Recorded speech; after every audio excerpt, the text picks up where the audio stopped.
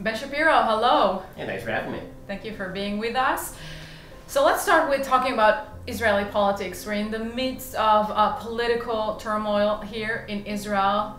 Here in Israel, we're kind of used to going again and again to elections, and I'm curious to hear what you guys in the US are thinking about our internal policy. Well, I mean, the truth is that most Americans don't really follow Israeli politics all that closely, so all it just looks like is if you didn't like the last election, wait 3 weeks and there'll be another one. But, you know, from sort of the American right-wing Jewish perspective, and what it looks like is, I'm sure what it looks like to a lot of Israelis, which is there's a coalition in place, and that coalition was specifically designed against Benjamin Netanyahu. It had nothing else that held it together, and eventually it was going to break apart because there was no actual common interest between the members of the coalition. I mean, having Ram and Avigdor Lieberman in the same coalition is not a recipe for long-term success, obviously.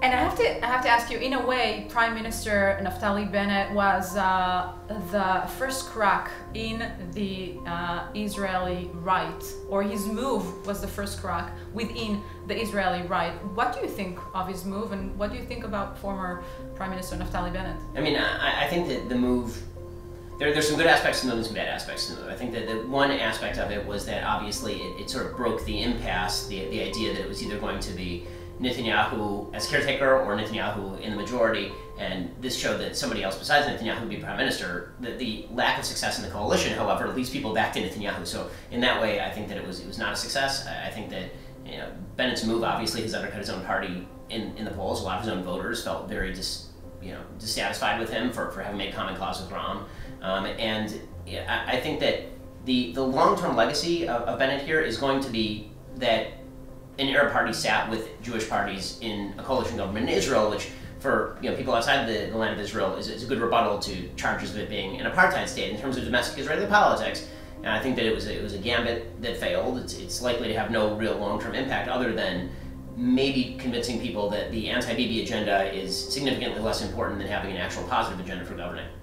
Yeah. Do you see any way out of this ongoing, endless elections here in Israel? I mean, look, the latest polls show that Bibi could theoretically get a majority. I think if he gets 61, there's a possibility he gets 64, meaning a bunch of people who are sort of on the edge and don't want to give him a majority might join in afterward in order to give him a broader majority. But Netanyahu is the indispensable man inside Likud until he's not the indispensable man inside Likud, and until people realize that Likud is the biggest party in Knesset and is likely to remain so. I think that this sort of impasse is just going to remain. It seems pretty stagnant.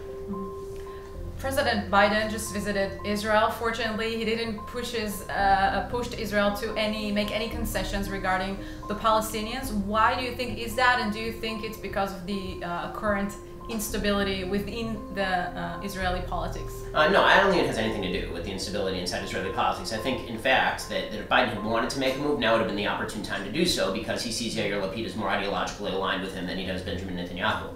And he sees Lapid as more likely to be conciliatory in his approach than Netanyahu would be if Netanyahu were to return to power after the next election.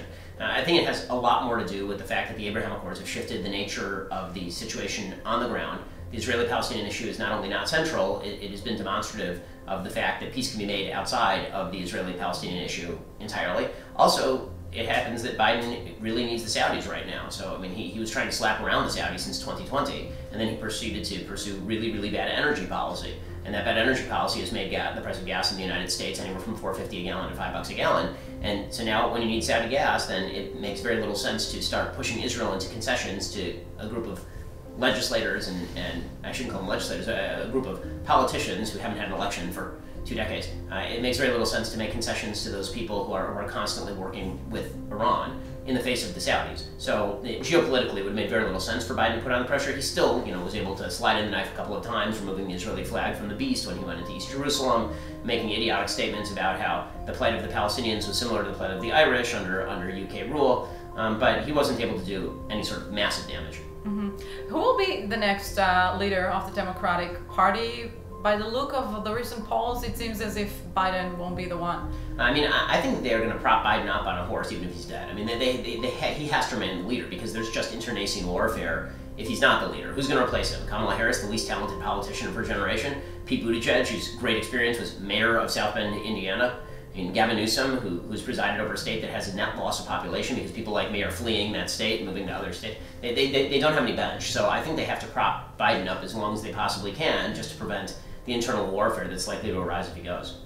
Yeah, do you think us in Israel should be concerned about maybe for the day after Biden won't be the head of the Democratic Party, because we do hear a lot of extreme leftist voices within the Democratic Party? I mean, listen, I'd be concerned about the direction of the Democratic Party. I think that the next generation of the Democratic Party is significantly less pro-Israel than the current generation, and I don't think the current generation is any great shakes. So, you know, I think that, you know, look, Biden is less congenitally anti-Israel than Barack Obama, but most of the people who we're talking about here tend to be less pro-Israel than Biden is. And if you're looking at the real younger generation, the sort of AOC squad generation, those folks are overtly anti-Israel.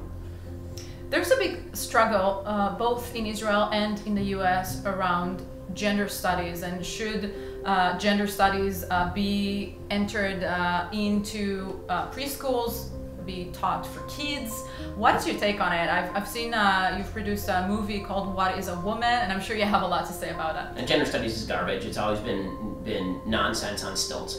It has no relation to reality, it has no relation to biology, it has no relation to the experience of everyday life. The notion that men and women are exactly the same and that men can be women or women can be men is absolutely nonsensical on every biological or rhetorical level. And the fact that that's been taught to the elites in the United States has been an extraordinarily damaging phenomenon in the United States. The attempt to cram it down on preschoolers is child abuse. And so that is one thing that I certainly hope will stay on America's shores and not be exported elsewhere, because it's just trash. Yeah, okay. Let's talk about the US elections 2024. Nikki Haley indicates that she might run for presidency. What do you think about that? Listen, I love Nikki as a person. I think that she's not ideally placed in the primary pool. She made some mistakes in the immediate aftermath of the 2020 election. She sort of signified that she was very pro-Trump, and then she was pretty anti-Trump, and then she was somewhat pro-Trump again. And that demonstrated, I think, some political mistakes that could come back to bite her in the primary. Ron DeSantis from Florida is, I think, the strongest candidate. The polls demonstrate this outside of Trump. He's done an extraordinary job in Florida. The left hates him, which is a mark of favor for him on the right. And so Governor DeSantis is a very strong candidate. But there are a bunch of Republicans who I think have a significant case to make, ranging from Tom Cotton in Arkansas to Tim Scott in South Carolina. Then, of course, you have Trump.